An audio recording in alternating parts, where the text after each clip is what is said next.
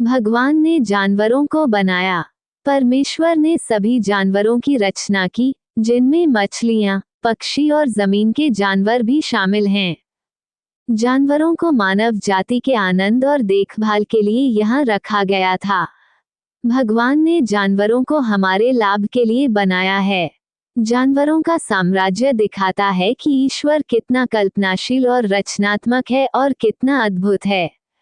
ये ईश्वर निर्मित पशु बाइबल गतिविधियां ईश्वर द्वारा पशु साम्राज्य की रचना को दर्शाती हैं और हमारे रहने के लिए उन्होंने जो अद्भुत संतुलित पारिस्थितिकी तंत्र बनाया है, उसे और भी प्रकट करती हैं।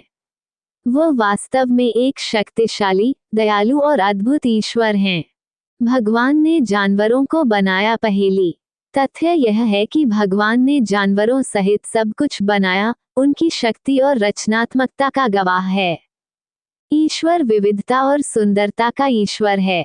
सृष्टि के सभी पहलुओं की तरह ईश्वर लोगों के प्रति अपने प्रेम और उनके रहने के लिए एक अद्भुत, विविध और प्रचुर दुनिया बनाने की इच्छा से कार्य कर रहा था। भगवान ने जानवरों को माता पिता बनाया। Connect page. वृद्ध पूर्व स्कूली बच्चों के लिए भगवान की अनफोल्डिंग स्टोरी के प्रत्येक पाठ में माता पिता कनेक्ट पेज शामिल होता है ताकि माता पिता या अभिभावकों को पाठ के बाद सप्ताह के दौरान घर पर पाठ को सुदृढ़ करने में मदद मिल सके।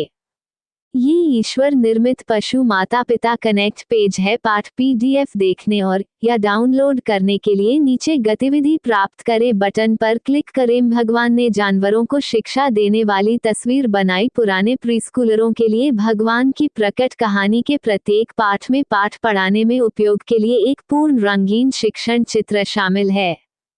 ये भगवान द्वारा बनाए गए जानवरों के लिए शिक्षण चित्र है।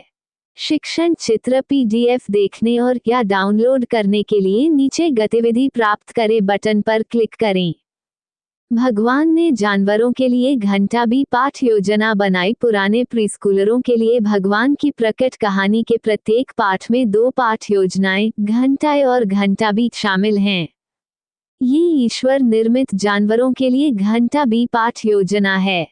इसमें घंटा बी पाठ योजना और उस योजना के लिए आवश्यक प्रतिलिपि प्रस्तुतियां शामिल हैं। देखने और या डाउनलोड करने के लिए नीचे गतिविधि प्राप्त करें बटन पर क्लिक करें। परमेश्वर ने जानवरों के घंटे को एक पाठ योजना बनाया। पुराने प्रीस्कूलरों के लिए भगवान की प्रकट कहानी के प्रत्येक पाठ में 2 पाठ योजनाएं, घंटा ए और घंटा बी शामिल हैं। ये वह समय है जब ईश्वर ने जानवरों को बनाया। इसमें घंटा ए पाठ योजना और उस योजना के लिए आवश्यक प्रतिलिपि प्रस्तुतियां शामिल हैं। देखने और या डाउनलोड करने के लिए नीचे गतिविधि प्राप्त करें बटन पर क्लिक करें। भगवान ने जानवरों को बनाया। कहानी चित्रण सृजन की कहानी हर बच्चे की बाइबल शिक्षा का एक महत्वपूर्ण हिस्सा है। ये समझना कि ईश्वर ने हमारे चारों ओर सब कुछ बनाया है, एक बच्चे की ईश्वर के प्रति धारणा और उनके स्वयं के मूल्य के लिए महत्वपूर्ण है। ये चित्रण बच्चों को ये सीखने में मदद करेगा कि भगवान ने हमारी दुनिया के सभी जानवरों को बनाया है। भगवान ने जानवरों को शब्द पंक्ति में बनाया। उत्पत्ति पर आधारित यह मुफ्त, प्रिंट करने योग्य शब्द पंक्ति गतिविधि बच्चों को ये सीखने में मदद करेगी कि सभी जानवर भगवान ने अपने उद्देश्यों के लिए बनाए थे। इसका उपयोग होम स्कूल सेटिंग में, 1 पर 1 या संडे स्कूल जैसी कक्षा सेटिंग में किया जा सकता है। भगवान ने जानवरों को मैच गेम बनाया। उत्पत्ति पर आधारित यह मुफ्त, प्रिंट करने योग्य मैच गेम गतिविधि बच्चों को ये सीखने में मदद करेगी कि सभी जानवर भगवान ने अपने उद्देश्यों के लिए बनाए थे। इसका उपयोग होम स्कूल सेटिंग में, 1 पर 1 या संडे स्कूल जैसी कक्षा सेटिंग में किया जा सकता है। भगवान ने जानवरों को छुपी हुई तस्वीरें बनाई।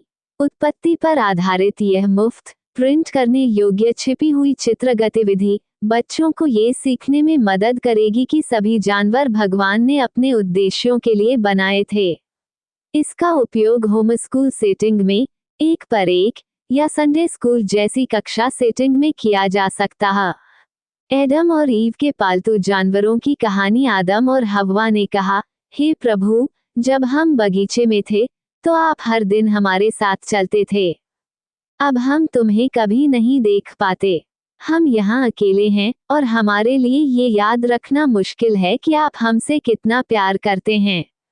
और भगवान ने कहा, मैं तुम्हारे लिए एक साथी बनाऊंगा जो तुम्हारे साथ रहेगा और जो तुम्हारे लिए मेरे प्यार का प्रतिबिंब होगा, ताकि जब तुम मुझे देख न सको तब भी तुम मुझसे प्यार करो। चाहे आप कितने भी स्वार्थी, बचकाने या अप्राप्य क्यों न हो, यह नया साथी आपको वैसे ही स्वीकार करेगा जैसे आप हैं और आपके बावजूद आपसे वैसे ही प्यार करेगा जैसे मैं करता हूँ। और परमेश्वर ने आदम और हव्वा का साथी बनने के लिए एक नया जानवर बनाया, और वह एक अच्छा जानवर था और परमेश्वर प्रसन्न हुआ। और नया जानवर आदम और हव्वा के साथ रहकर प्रसन्न हुआ और उसने अपनी पूंछ हिलाई।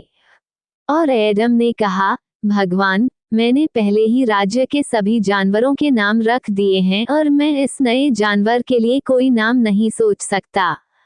और भगवान ने कहा, मैंने तुम्हारे प्रति अपने प्यार को प्रतिबिंबित करने के लिए इस नए जानवर को बनाया है। उसका नाम मेरे अपने नाम का प्रतिबिंब होगा और तुम उसे कुत्ता कहोगे। और कुत्ता आदम और हव्वा के साथ रहता था और उनका साथी था और उनसे प्यार करता था। और कुत्ता संतुष्ट था और उसने अपनी पूंछ हिलाई। थोड़ी देर बाद ऐसा हुआ कि एक देवदूत प्रभु के पास आया और बोला, हे प्रभु, आदम और हव्वा घमंड से भर गए हैं। वे मोर की तरह करते और शिकार करते हैं और उनका मानना है कि वे आराधना के योग्य हैं। कुत्ते ने वास्तव में उन्हें सिखाया है कि उन्हें प्यार किया जाता है, लेकिन शायद बहुत अच्छी तरह से। और खुदा ने कहा, मैं उनके लिए एक साथी पैदा करूंगा जो उनके साथ रहेगा और उन्हें वैसे ही देखेगा जैसे वे हैं। साथ ही उन्हें उनकी सीमाओं की याद दिलाएगा, जिससे उन्हें पता चलेगा कि वे हमेशा आराधना के योग्य नहीं हैं।